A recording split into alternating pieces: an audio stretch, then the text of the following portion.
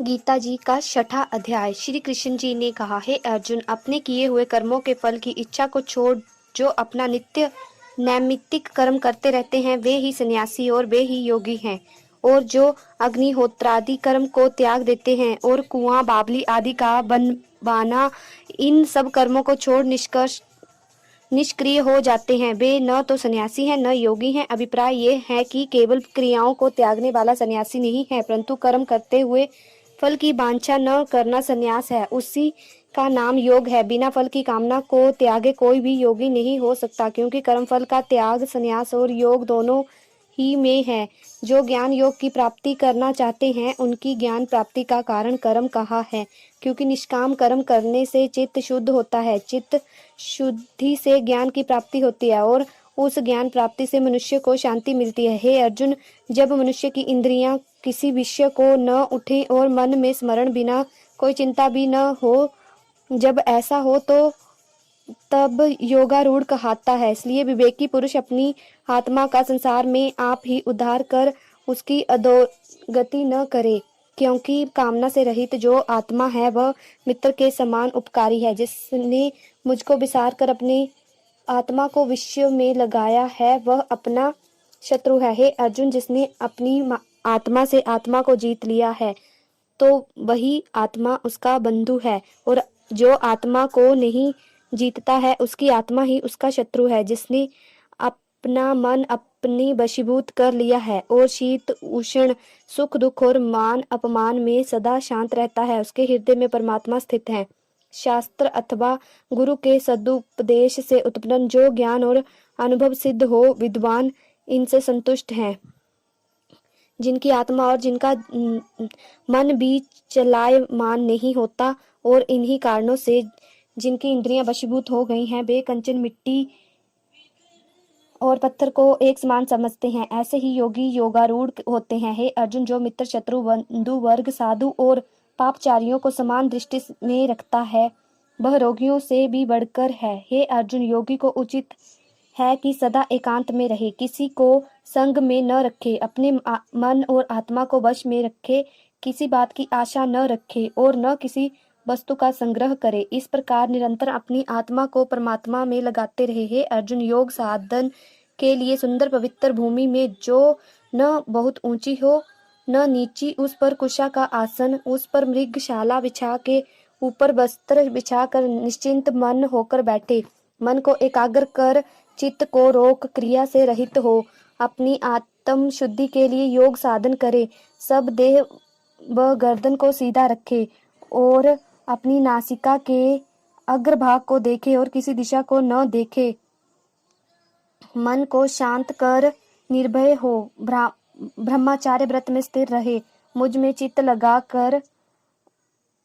लगा मन को रोककर योग का साधन करे। मन को वश में रखने वाला जो योगी इस प्रकार से सदा अपनी आत्मा को योग में तत्पर करेगा वह परम शांति अर्थात निर्वाण पद को पाएगा। हे अर्जुन, अधिक भोजन करने वाले को और निराहार रहने वाले को, अधिक सोने व जागने वाले को योग प्राप्त नहीं होता। जो मनुष्य युक्त आहार विहार करता है और कर्म भी युक्ति पूर्वक करता है और नियम से सोता जागता है, उसका योग दुखों को दूर करने वाला है। तात्पर्य यह है कि योगी को उचित है कि आहार विहार आदि परमित और नियमानुकूल करे। जो मनुष्य अपनी आत्मा में ही चित्त की वृत्तियों को रोक लेता है और संपूर्ण कामनाओं को छोड़कर निष्क्रिय हो जाता है, तभी वह पुरुष सिद्ध योग कहलाता है। जैसे जिस स्थान में पवन नहीं चलती वहां दीपक की ज्योति हिलती नहीं, ऐसे ही जो अपना मन एकाग्र करके एकांत में बैठकर योगाभ्यास में मन लगाता है उसका मन दीपक की भांति चलायमान नहीं होता। जिस अवस्था में योगाभ्यास में अपनी चित्तवृत्तियों के रुकने पर जहाँ विश्राम लेता है, बुद्धि द्वारा आत्म स्वरूप को देखता है और अपनी आत्मा में ही संतुष्ट होता है। हे अर्जुन, जिस अवस्था विशेष में योगी जन किसी ऐसे अत्यंत सुख का अनुभव करते हैं जो इंद्रियों के विषय से दूर और केवल बुद्धि द्वारा ही जाना जाता है। इसी से उस सुख में स्थित योगी आत्म स्वरूप से चलायमान नहीं होता है। हे अर्जुन, जो आत्म स्वरूपी इस सुख को पाकर इससे अधिक और किसी लाभ को नहीं मानते हैं, वे उस सुख में स्थित होकर बड़े बड़े जो शीत गर्मी आदि के सुख दुख हैं उनमें भी विचलित नहीं होते हैं। जिस अवस्था में दुख का लेश मात्र भय भी नहीं रहता, उस अवस्था को योगावस्था जानो। इससे स्थिर चित्त होकर यत्न पूर्वक योगाभ्यास करना उचित है। संकल्प से उत्पन्न होने वाली और योग में बाधा डालने वाली अनेक तरह की कामनाओं को त्याग कर इंद्रियों को मन के संपूर्ण वेग से रोककर योगाभ्यास करें। वश में हुई बुद्धि से शनै शनै मन को आत्मा में निश्चल करें और किसी बात का चिंतवन न करें। मन बड़ा चंचल है, किसी जगह जल्दी स्थिर नहीं होता है। इससे जहाँ जहाँ चित्त जाए वहां से इसे रोककर आत्मा में स्थिर करें। हे अर्जुन, ऊपर लिखी रीति के अनुसार शांत चित्त होने से संपूर्ण विकार स्वयं में भाग जाते हैं। आत्मा निष्पाप हो ब्रह्मा में लीन हो जाती है। ऐसे योगी को समाधि का उत्तम सुख अपने आप प्राप्त हो जाता है। इस प्रकार सदा आत्मा को लगाए रखने वाला निष्पापी योगी सुख पूर्वक बिन परिश्रम महान ब्रह्मा सुख को भोगता है। सबको समान दृष्टि से देखने वाले योगाभ्यासी अपनी आत्मा को सब प्राणी मात्र में देखते हैं और सब प्राणियों को अपने आत्मा में देखते हैं। अर्जुन, जो मुझको इन सब प्राणियों में देखता है और सब प्राणियों को मुझ में देखता है, उस योगी से मैं अदृश्य नहीं रहता हूँ। उस योगी को मैं प्रत्यक्ष होकर दर्शन देता हूँ।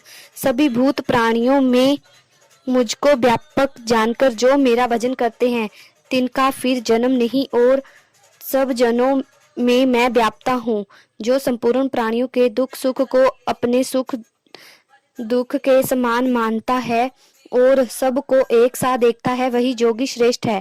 श्री कृष्ण जी की बात सुनकर अर्जुन ने कहा, हे मधुसूदन, आपने जिस योग का मुझे उपदेश किया है कि समभाव में देखे, तो मैं अपनी बुद्धि की चंचलता से यह समझता हूँ कि इस प्रकार योगी का योग बहुत काल तक स्थिर नहीं रह सकता। हे कृष्ण, यह मन बड़ा चंचल है, शरीर में इंद्रियों को क्षुधित करता है, बड़ा बलवान और दृढ़ है। मन को रोकना मेरे लिए कठिन ऐसा है जैसे प्रचंड वायु को रोकना। अर्जुन की बात सुन श्री कृष्ण जी बोले, महाबाहो, निसंदेह मन बड़ा चंचल है, यह रुक नहीं सकता है, परंतु कोते अभ्यास और वैराग्य से निगर हो सकता है।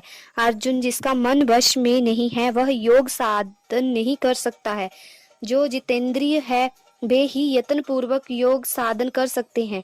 यह सुन अर्जुन ने कहा, हे कृष्ण जी, प्रथम ही श्रद्धा पूर्वक योग साधन में प्रवृत्त हुआ, परंतु पीछे ठीक उपाय न कर सका, अर्थात अभ्यास में शिथिल हो गया और इस कारण से उसका मन योग में चलायमान हो गया।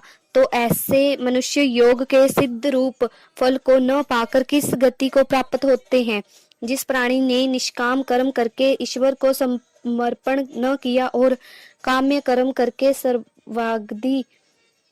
स्वर्गादि की प्राप्ति से भी वंचित रहा तथा योग सिद्ध न होने से मोक्ष न मिला, वह मनुष्य दोनों ओर से नष्ट और अप्रतिष्ठित होकर क्या उस मेघ के समान नष्ट होता है जो एक मेघ से निकलकर दूसरे में न मिलने से बीच में ही नष्ट हो जाता है। हे कृष्ण, मेरे इस संशय को दूर करने योग्य आप ही कहें। अर्जुन की बात सुन श्री कृष्ण जी बोले, हे अर्जुन, उस मनुष्य का इस लोक में व परलोक में कहीं भी नाश नहीं होता, क्योंकि कोई भी शुभ कर्म करने वाला दुर्गति नहीं पाता है। जो मनुष्य योग भ्रष्ट होकर उसी दशा में मर जाते हैं, वे पुण्य आत्मा लोगों के लोकों में जाकर बहुत दिन तक वास करते हैं, फिर पवित्र श्रीमान पुरुषों के घर जन्म लेकर अनेक सुख भोगते हैं, अथवा वे योग भ्रष्ट फिर बुद्धिमान योगियों के घर जन्म लेते हैं।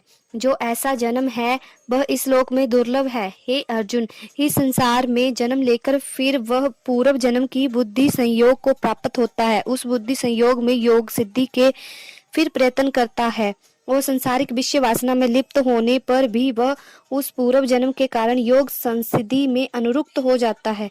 योग स्वरूप को जानने की इच्छा करने वाला भी केवल योग को ही नहीं पाता, अपितु वेदोक्त कर्म फल से अधिक फल पाकर मुक्त हो जाता है।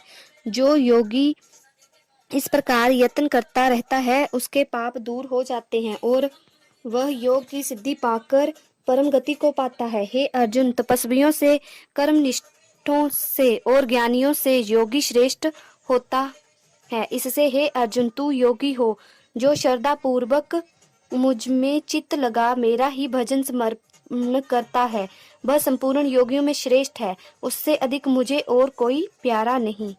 जय श्री कृष्ण महाराज।